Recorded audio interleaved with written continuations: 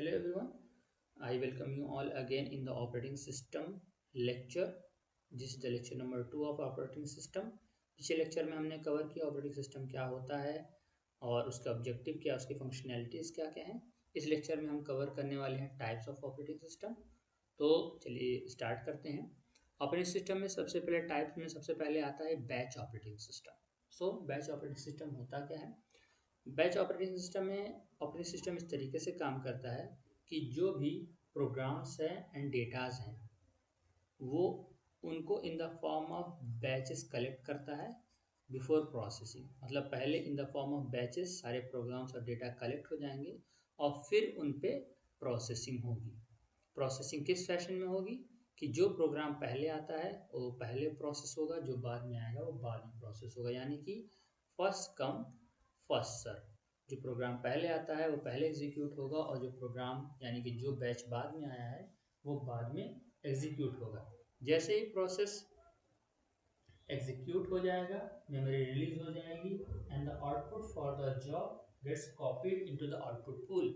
यानी कि output pool में हमारा जो आउटपुट पूल में जो काम हुआ है, जो भी जॉब हुई है वो इकट्ठा हो जाएगी, कॉपी हो जाएगी, ताकि हम बाद में उसको हम प्रिंट कर सकें या फिर हम उसकी प्रोसेसिंग को उस पर वापस फर्दर प्रोसेसिंग कर सकें।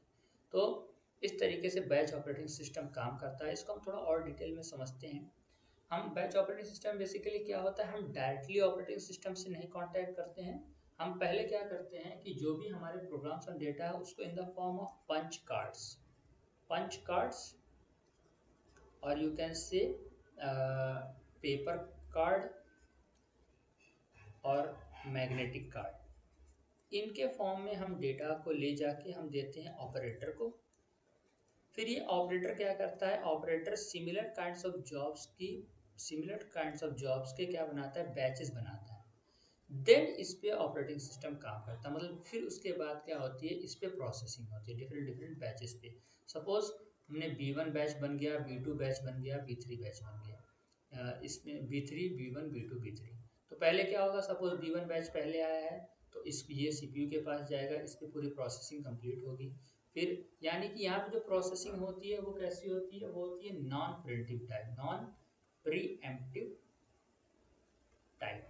नॉन प्रिएम्प्टिव का मतलब क्या होता है कि नेक्स्ट जॉब जब तक नहीं आएगी जब तक पहली जॉब पूरी कंप्लीटली एग्जीक्यूट नहीं हो जाएगी। यानी कि फर्स्ट जॉब पहले पूरी तरीके से एग्जीक्यूट हो जाएगी, उसके बाद फिर नेक्स्ट जॉब आएगी, जब ये पूरी एग्जीक्यूट हो जाएगी फिर थर्ड जॉब आएगी। इसमें एक ड्रॉबैक क्या आता है कि सीपीयू के पास आइडलनेस बहुत ज़्यादा हो जाती है, आइडल टाइम बहुत ज़्यादा हो जाता है। क्यों? क्योंकि सपोज B1 प्रोसेस एग्जीक्यूट हो रहा है, सीपीयू के पास गया। अब इस प्रोसेस के दौरान क्या करना था कि प्रोग्राम को इनपुट आउटपुट के पास जाना था, कुछ इनपुट आउटपुट के पास जाना था। तो सपोज जब तक ये प्रोग्राम इनपुट आउटपुट के पास है उस दौरान सीपीयू के पास कोई काम नहीं है, क्योंकि अब ये पूरा प्रोसेस कंप्लीट नहीं हुआ है। तो इस सिचुएशन में क्या रहता है, सीपीयू आइडल रहता है, यानी कि खाली रहता है। फिर जब ये प्रोग्राम यहाँ से एग्जीक्यूट होकर वापस सीपीयू के पास आता है, फिर जब ये पूरा प्रोसेस कंप्लीट हो जाता है, फिर हम जाते हैं B2 प्रोसेस कंप्लीट करने, B3 प्रोसेस को कंप्लीट करने। जब ये पूरे प्रोसेस कंप्लीट हो जाते हैं तो हमें ऑफलाइन रिजल्ट मिलते हैं, उसके बाद हम वो ऑफलाइन रिजल्ट को ले लेते हैं। यानी कि इस तरीके से जो बैच ऑपरेटिंग सिस्टम है वो काम करता है। So this was about the batch operating system कि इन द फॉर्म ऑफ पहले हम इस तरीके से ले जाके ऑपरेटर को डेटा देते हैं, वहाँ से बैचेस बनते हैं और फिर वो first come first serve basis पे एक एक जॉब एग्जीक्यूट होते हैं और फिर इस तरीके से जॉब पूरे फाइनलाइज होती है। इसमें ड्रॉबैक यही आता है कि सीपीयू के पास आइडलनेस बहुत ज़्यादा हो जाती है। अब इस आइडलनेस को दूर करने के लिए हम basically different types of operating system का यूज़ करते हैं, लाइक मल्टी प्रोग्रामिंग, मल्टीटास्किंग, जिसको हम आगे पढ़ने वाले हैं। So second type of operating system क्या आ जाता है, second type of operating system होता है multi programmed operating system. Multi programmed operating system.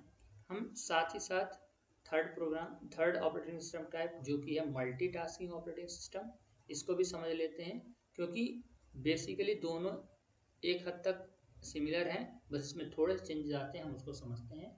Multitasking operating system को हम टाइम शेयरिंग ऑपरेटिंग सिस्टम भी बोलते हैं, time sharing operating system. So multi programming operating system होता क्या है? इसके अंदर इसका कॉन्सेप्ट ये है कि रैम के अंदर यानी कि मेमोरी के अंदर एक टाइम पे मल्टीपल प्रोसेसेस रहते हैं, P1 P2 P3 4 P4, इस तरीके से यहाँ पे एक टाइम पे मल्टीपल प्रोसेसेस रहते हैं। और इसका कॉन्सेप्ट यही है कि रैम के अंदर हम ज़्यादा से ज़्यादा प्रोसेसेस को लेके आएंगे, जिससे क्या होता है कि सीपीयू की आइडलनेस जो रहती है, आइडलनेस वो कम हो जाती है, यानी कि आइडलनेस रिड्यूस हो जाती है। ये किस तरीके से काम करता है कि ये भी इसी फैशन में काम करता है, नॉन प्रीएम्प्टिव फैशन में, कि पहले P1 प्रोग्राम कम्प्लीटली एग्जीक्यूट होगा, फिर P2 प्रोग्राम कम्प्लीटली एग्जीक्यूट होगा, फिर P3 प्रोग्राम, फिर P4 प्रोग्राम। तो ये किस तरीके से बैच ऑपरेटिंग सिस्टम से डिफरेंट है? ये इस तरीके से डिफरेंट है कि सपोज P1 प्रोग्राम CPU में एग्जीक्यूट हो रहा है, तो एंड आफ्टर दैट CPU को अब इस प्रोग्राम को इनपुट आउटपुट के पास जाना है। यानी कि जैसे ही कोई प्रोसेस CPU से किसी हार्डवेयर लाइक इनपुट आउटपुट के लिए जाएगा, तो दूसरा प्रोसेस CPU में उसी वक्त आ जाएगा। यानी कि सपोज P2 उस टाइम CPU में आके एग्जीक्यूट होने लगेगा। यानी कि जब तक P1 प्रोसेस इधर हार्डवेयर के पास है, P2 प्रोसेस CPU के पास चला गया, यानी कि इस दौरान में भी CPU आइडल नहीं है, वो बिजी है, क्योंकि हमारे पास अबंडेंस ढेर सारे प्रोग्राम्स हम प्रोसेस अवेलेबल हैं। तो जब तक P1 प्रोसेस इनपुट आउटपुट के पास है, तो हम P2 प्रोसेस को CPU में दे सकते हैं, तब तक ताकि जब तक CPU उसके ऊपर अपनी प्रोसेसिंग करेगा। यहाँ पे एक ध्यान रखने वाली बात यही है कि यहाँ पे CPU एक प्रोग्राम को कम्प्लीटली एग्जीक्यूट करेगा। यहाँ पे CPU किसी प्रोग्राम को रिलीज नहीं करता है जब तक कि प्रोग्राम खुद ही बोल देता है कि मुझे इनपुट आउटपुट के पास जाना है। सपोज एक एग्जांपल लेते हैं कि सपोज एक स्टूडेंट है, उसने किसी टीचर के पास गया डाउट पूछने। अब उसके पास 5 क्वेश्चंस के डाउट थे। अब नॉन प्रीएम्प्टिव फैशन का मतलब क्या है कि पांचों जब तक उसके डाउट क्लियर नहीं हो जाएंगे तब तक CPU का काम पूरा नहीं होगा। लेकिन यहाँ पे क्या होता है कि स्टूडेंट ने 2 डाउट पूछा, अब उसके बाद वो खुद चला गया किसी और काम से और उसने अपने बाकी के 3 डाउट अभी कंप्लीट नहीं किए। तो यहाँ पे जो प्रोसेस है वो खुद ही CPU को लीव करके आगे किसी और काम के लिए जा रहा है। यानी कि CPU यहाँ पे रिलीज नहीं कर रहा है प्रोसेस को, प्रोसेस खुद ही जा रहा है। यहाँ पे एक ध्यान रखने वाली चीज़ है कि प्रोसेस जो है वो खुद ही जाता है इनपुट आउटपुट के पास। अब जब इस प्रोसेस में जब ये प्रोसेस P1 इधर चला गया है, तो जो इस दौरान P2 कोई प्रोसेस यानी कि कोई दूसरा स्टूडेंट टीचर के पास डाउट पूछने आ सकता है। सिमिलरली कोई P2 प्रोसेस CPU के पास आके अपनी प्रोसेसिंग को करवा सकता है। This is the multi programme operating system. मतलब CPU के पास बैक टू बैक प्रोसेसेस आते जाते हैं और वो क्या बोलते हैं आइडल सिचुएशन में नहीं रहता है। मल्टीटास्किंग ऑपरेटिंग सिस्टम में क्या होता है कि इसके अंदर पहले से ही प्री डिसाइडेड है कि मैं एक प्रोसेस को कुछ टाइम के लिए एग्जीक्यूट करूंगा। अगर उस टाइम में प्रोसेस कंप्लीट हो जाता है तो ठीक है, otherwise it will scheduled in future. Suppose P1 process है, P2 प्रोसेस है, P3 प्रोसेस है, तो ये पहले से प्री डिसाइडेड है कि सपोज P2 प्रोसेस को इस for a pre decided period of time के लिए एग्जीक्यूट करेगा। अगर उसमें प्रोसेस कंप्लीट हो गया तो ठीक है, अगर नहीं कंप्लीट हुआ तो CPU क्या करेगा, वो ऑटोमेटिकली दूसरे प्रोसेस पे शिफ्ट हो जाएगा। फिर जब ये प्रोसेस को एलोकेटेड टाइम डिसाइड करेगा फिर अगले शिफ्ट हो जाएगा। फिर वो इस तरीके से अब अगर कोई प्रोसेस बचा हुआ है तो फिर वो फ्यूचर में वापस उस प्रोसेस पे आएगा, फिर उसको जो प्रिस्क्राइब टाइम है उसमें वापस से उस पर प्रोसेसिंग करेगा। यानी कि इस तरीके से ये काम करता है। यानी कि ये प्री एम्प्टिव फैशन में काम करता है कि पूरे कोई भी एक प्रोसेस को पूरा एग्जीक्यूट नहीं करेगा, ये किसी टाइम स्लॉट में उसको एग्जीक्यूट करेगा। इसलिए हम इसको टाइम शेयरिंग ऑपरेटिंग सिस्टम भी कहते हैं। यानी कि CPU खुद प्रीएम्प्ट होकर डिफरेंट प्रोसेसेस के पास, खुद ही प्रीएम्प्ट होकर डिफरेंट प्रोसेसेस के पास चला जाता है सीपीयू। इसलिए इसको कहते हैं हम मल्टीटास्किंग या फिर टाइम शेयरिंग ऑपरेटिंग सिस्टम। इसमें भी सीपीयू खाली नहीं बैठ रहा है, यानी कि सीपीयू आइडल नहीं रह रहा है। इसके साथ साथ इसका एक और एडवांटेज आता है कि इसमें जो रिस्पॉन्स टाइम है वो बहुत ही कम हो जाता है, यानी कि रिस्पॉन्स टाइम रिड्यूस हो जाता है। यानी कि इसके अंदर जो रहता है सीपीयू का रिस्पॉन्स टाइम बहुत ही कम है। रिस्पॉन्स टाइम का मतलब क्या होता है कि एक प्रोसेस कब असाइन हुआ और उस पर सीपीयू ने कब काम करना स्टार्ट किया। यानी कि सपोज यहाँ पे क्या हो रहा था कि कोई दूसरा स्टूडेंट है, उसका नंबर तभी आएगा जब पहले वाले का पूरा काम खत्म हो जाएगा। लेकिन यहाँ पे क्या हो रहा है कि पहले को भी काम हो रहा है, फिर थोड़ी देर बाद दूसरे स्टूडेंट के भी डाउट लिए जा रहा है, फिर तीसरे स्टूडेंट के भी डाउट लिए जा रहा है। इस तरीके से रिस्पॉन्स टाइम यहाँ पे कम हो जाता है। तो ये है multi programming operating system and multitasking operating system. ये प्रीएम्प्टिव फैशन, यानी कि प्रीएम्प्टिव फैशन में काम करते हैं, यानी कि मल्टीपल प्रोसेस काम होते हैं। ऐसा नहीं है कि एक प्रोसेस कंप्लीट, और यहाँ पे क्या होता है कि एक प्रोसेस पूरा कंप्लीट हो जाएगा तभी दूसरा प्रोसेस स्टार्ट होगा। This is multi programming operating system and multitasking operating system.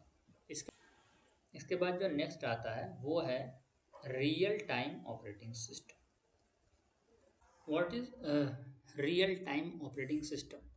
Real time operating system का हम यूज़ तब करते हैं जब हमें आउटपुट तुरंत चाहिए होता है। यानी कि यहाँ पे जो टाइम होता है वो मैटर करता है कि आउटपुट कितने टाइम में आ रहा है। इसलिए इसका नाम है रियल टाइम, यानी कि हमें रियल टाइम में आउटपुट चाहिए होता है। आउटपुट डिले नहीं हो सकता है, मतलब हमें चाहिए कि हम आउटपुट को हमें तुरंत मिले ना। जब इस तरीके से हम मतलब इस पर्पज़ के लिए ऑपरेटिंग सिस्टम को यूज़ करते हैं, तो उससे हम इस तरीके ऑपरेटिंग सिस्टम को कहते हैं रियल टाइम ऑपरेटिंग सिस्टम। ये दो टाइप के होते हैं, हार्ड एंड सॉफ्ट। दोनों में ही मतलब इस ऑपरेटिंग सिस्टम में है ही कि टाइम प्रायोरिटी होती है, यानी कि हमें जो आउटपुट चाहिए वो हमें तुरंत का तुरंत चाहिए। बस हम हार्ड ऑपरेटिंग सिस्टम मतलब ये एकदम ही क्या होता है, एकदम ही क्रिटिकल टास्क, यानी हमें कोई क्रिटिकल टास्क परफॉर्म करना होता है, हम किसी भी तरह का कोई भी डिले अफोर्ड नहीं कर सकते हैं। तो उस तरह के रियल टाइम ऑपरेटिंग सिस्टम को बोलते हैं हम hard real time operating system. जैसे कि हमें कोई मिसाइल सिस्टम है, अब इसके लिए जो हम ऑपरेटिंग सिस्टम है कि हमें 5 सेकंड के अंदर कोई स्पेसिफिक टारगेट को हिट करना है। तो अगर ऐसे सिचुएशन में कोई भी अगर डिले आ जाएगा तो उस टाइम पे ये टारगेट ना हिट करे कोई और टारगेट, यानी कि हमारी चीज़ें गलत हो जाएंगी। तो इस तरह के सिचुएशन में हम किसी भी तरह का कोई भी डिले अफोर्ड नहीं कर सकते, तो इसे कहते हैं hard hard real time operating system. और soft real time operating system मतलब ये भी हमें भी इसका भी आउटपुट रियल टाइम में ही चाहिए होता है, यानी कि हमें भी इसका आउटपुट तुरंत ही चाहिए होता है। बस ये है कि हम इसमें कोई माइनर डिले अफोर्ड कर सकते हैं।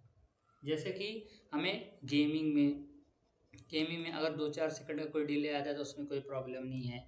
हम लाइव स्ट्रीमिंग कर रहे होते हैं, उसमें भी जो डिले रहता है, थोड़ा डिले रहता है कि आप जो इधर से जो लाइव स्ट्रीम कर रहा है और जो आपको दिख रही चीज़, उसमें 2 या 3 या 5 सेकंड का थोड़ा डिले रहता है।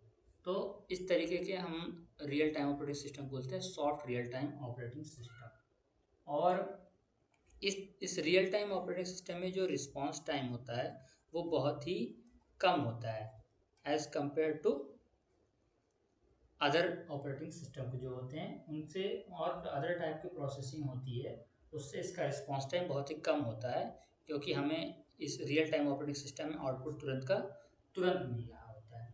तो ये हो गया एक और टाइप जिसको हम कहते हैं रियल टाइम ऑपरेटिंग सिस्टम। इसके बाद ऑपरेटिंग सिस्टम का एक और टाइप है जिसको हम कहते हैं, तो हमने अभी तक 4 तरह के ऑपरेटिंग सिस्टम पढ़ लिए, हम एक और पढ़ेंगे जिसको हम कहते हैं मल्टी प्रोसेसर ऑपरेटिंग सिस्टम। तो मल्टी प्रोसेसर ऑपरेटिंग सिस्टम क्या होता है? मल्टी प्रोसेसर ऑपरेटिंग सिस्टम को हम डिज़ाइन करते हैं, फर्स्ट ही right what is multi processor operating system. Multi processor operating system को हम डिज़ाइन करते हैं to manage system with multiple processor. मतलब अगर किसी सिस्टम के अंदर मल्टीपल प्रोसेसर्स हों तो हम उस तरीके के उस तरह जो ऑपरेटिंग सिस्टम को डिज़ाइन करते हैं उसको हम कहते हैं मल्टी प्रोसेसर ऑपरेटिंग सिस्टम। जिससे क्या हम इनेबल कर सकते हैं पैरेललिज्म, इनेबल कर सकते हैं स्केलेबिलिटी को बढ़ा सकते हैं, and response and resource sharing to improve system performance and reliability. कि हम मल्टीपल प्रोसेसर्स हैं, उसमें हम रिसोर्स की शेयरिंग आसानी से कर सकते हैं, पैरेललिज्म कर सकते हैं, एंड स्केलेबिलिटी भी हम इजीली कर सकते हैं। तो इस तरीके के ऑपरेटिंग सिस्टम को बोलते हैं मल्टी प्रोसेसर ऑपरेटिंग सिस्टम। ये दो तरीके का होता है, symmetrical and asymmetrical.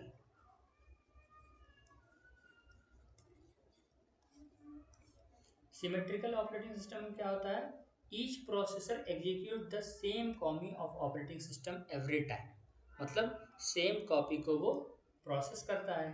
Each process make its own decision and works according to all other processes to make sure the system works efficiently. मतलब यहाँ पे जो सारे डिसीजंस होते हैं वो सारे प्रोसेस जो होते हैं वो खुद ब खुद लेते हैं, और सारे प्रोसेस आपस में इंटीग्रेट होकर इस तरीके से काम करते हैं कि काम आसानी से हो। तो इस तरीके का ऑपरेटिंग सिस्टम बोलते हैं हम symmetrical operating system. Asymmetrical operating system में क्या होता है कि कोई एक प्रोसेसर मास्टर की तरह काम करता है और उसके अलावा जो सारे प्रोसेसर्स होते हैं वो स्लेव की तरह काम करते हैं। मतलब यहाँ पे एक प्रोसेसर होगा जो मास्टर होगा, and remaining all the process जो होंगे वो स्लेव्स की तरह काम करेंगे। Slave processor are aligned to ready to execute processor by master processor। मतलब वो इस तरीके से अलाइंड होते हैं कि मास्टर प्रोसेसर जैसे ही असाइन करेगा वैसे ही स्लेव प्रोसेसर अपने काम को एग्जीक्यूट कर देंगे। Ready queue is being maintained by master processor. Master processor क्या करता है, एक रेडी क्यू मेंटेन करता है to provide with processes for slave. यानी कि ये रेडी क्यू मेंटेन करता है और स्लेव के प्रोसेसेस को वो असाइन करता है कब कौन सा प्रोसेस एग्जीक्यूट होगा। एसिमेट्रिकल ऑपरेटिंग सिस्टम में क्या रहता है कि कोई भी एक प्रोसेस अगर फेलियर हो जाए तो उससे जो रिमेनिंग प्रोसेसर हैं उनकी फंक्शनिंग पे कोई भी इम्पैक्ट नहीं आएगा।